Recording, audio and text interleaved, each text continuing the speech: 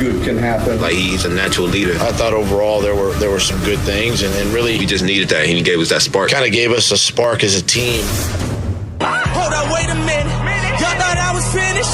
When I bought the ass tomorrow, y'all thought it was Operative word, wait a minute, because I think a lot of Eagles fans are like, I think we waited too many minutes to get Jalen Hurts in there. You heard Sean Payton, the voice there earlier, basically saying when you let somebody run for 250, what are you going to do?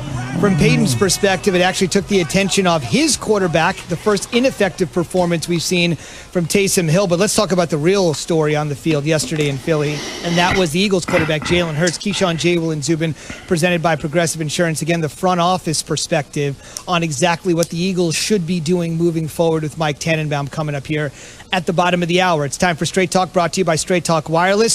Straight to Doug Peterson. After that performance, giving them the, quote, buzzword spark they needed. Next week's matchup for the Birds, literally, Eagles and Cardinals, in the desert. But Peterson will not commit, even after yesterday, to Jalen taking the first snap under center in the desert. You know, I'm gonna enjoy this one. I'm gonna go home and relax and be with my family tonight and enjoy this win and get ready for the week. Indeed, we have established, fellas, I can see the smiles on your faces already, that Doug Peterson is a good family man. We like to make sure everybody on the show is one of those things. All right, so here's the deal. No laughs here, right, Jay? This is all serious business. You were the first guy to say they got to go to Hurts earlier, sooner rather than later, later rather than sooner. You called for it. Peterson finally did it. I want to give a shout-out to the Eagles defense. Peterson said it was a team effort. They had 5 sacks, including 3 in the fourth quarter, that put a ton of pressure on Hill. But you were asking for Hurts out of the gate. You saw it. You got it. Why is there any indecision? I have no idea, Zubin.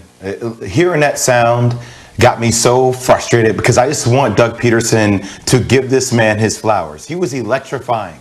Multiple people on the team said that there was a different energy on the field. Did you see that pass he threw to the back shoulder of Alshon Jeffries, 4th and 2 in the second quarter, early in the second quarter? It was an incredible pass, right? He kept so many plays alive. And I give you this. Carson Wentz led the league in sacks. 50 times he's been sacked. The next closest player, Russell Wilson, at 40. I walked away last night saying, Jalen Hurts didn't get sacked one damn time.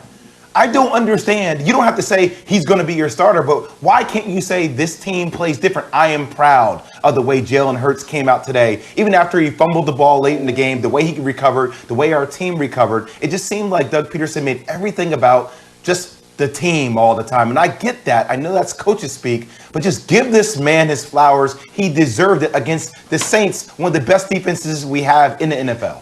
Well, I think, look, I'm not looking for flowers, okay? I'm happy that Jalen Hurts was able to get on the field. I'm happy that he performed at the level that he performed at. You don't want to kick a man when he's down.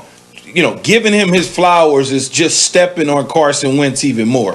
And I don't think you need to do that. We all know that Jalen Hurts is the starter moving forward, and you're going to take this thing week to week. Next week, you'll come out on Wednesday or Tuesday and say, hey, Jalen Hurts is the starter moving forward when you have your presser. The game is just ended. So I don't believe that he needed to say anything. It speaks for itself. If you watch that game and you don't realize or understand that Jalen Hurts is the starting quarterback probably the remainder of the season, then you don't know what you're looking at. You're looking at a guy that accounted for 270-plus yards, one through the air, the other on the ground. It's so funny and ironic, and I was having a conversation with some people yesterday, and they was like, oh, he only threw for $160-something.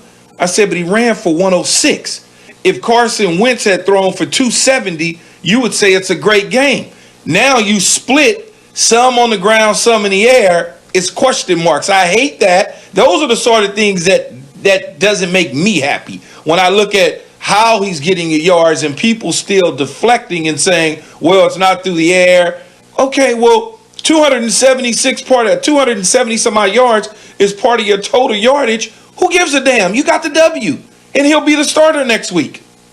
Keyshawn Johnson, you and I have had so many conversations. We make fun of each other all the time. You tell me all the time. Now, you don't have to worry about me. I'm not delicate. I'm not sensitive. Now you're telling me that Doug Peterson is worried about the state of mind of Carson Wentz after they beat the Eagles and they get a huge win. He's thinking about that. Well, at I didn't the know they podium. could beat. I didn't know they could beat the Eagles because they are I mean, the the Eagles. Saints. The Saints. You know what I mean. You know, stop it. You know what I mean. Don't try to deflect. You're doing what Doug Peterson does. Stop deflecting. Just tell the truth. No, look, Jay. At the end, man, you don't. Yes, he's sensitive. He's a quarterback. They all sensitive. How many times I got to say this to you? Why kick him when he's already down? Don't need to. He knows he was. You don't think it's for 1 minute Carson Wentz was sitting on that sideline going, my days in Philly might be numbered? Of course he was. He can see it. So why kick him when he's already down? There's no need to do that. You don't have to kick him, but you can at least be supportive of your quarterback that just stepped into a crazy situation and actually handled it exceptionally well. Yeah. Like you don't have to kick somebody while you're down or to build somebody back up, Key. You know, the two aren't mutually exclusive. You know what I mean? You can still do that in a polite way. It just seems like he deflected. That will happen. It didn't happen in the post-game press conference, but it will happen as he addressed everything this week. They'll ask him about Jalen Hurts again, either today or tomorrow, whenever he's scheduled to talk to the media, and he'll give Jalen Hurts some sugar at that time. Everything's calmed down. Now he can talk about Jalen Hurts and how Jalen Hurts performed. He had a chance to watch the film. He has some things to work on. He certainly is headed in the right direction. You know, we want to continue to keep working. All of those code words. You sound so practical and reasonable. Damn it, Key. This is not who you are. I know who you are inside. Zoom in. Let's go. Last word on this, fellas, would be Jake Elliott missed a chip shot 22-yard field goal near the end of the first half. If he had knocked that in, that would have been another scoring drive for Jalen Hurts, because right now with the sample size so small, we're looking at everything. How many passes did he complete? Where is he running? How many drives equaled points? But you can't give him the Jake Elliott because he missed it, but keep in mind a chip shot field goal would have given him another successful scoring drive. Last thing I would just say, the other quarterback, if you watch the 2 touchdown passes that Taysom Hill threw, Emmanuel Sanders and Jared Cook both had to make unbelievable catches for those to come down as scores, and Taysom Hill looked ineffective for the first time. Drew Brees should be back, and not a moment too soon, fellas. They got the Kansas City Chiefs coming to town on Sunday, and oh, by the way, City indeed. Come on, Drew Brees, get back. And we should also mention that the Saints wake up this morning not in first place in the NFC. Their 9-game win streak comes to an end, and the Packers are now in first. So if the Steelers have a little bit of a skid going, in some ways, so do the Saints in the NFC. Straight Talk Wireless, no contract, no compromise. On the way, what are the Eagles' options short-term and long-term?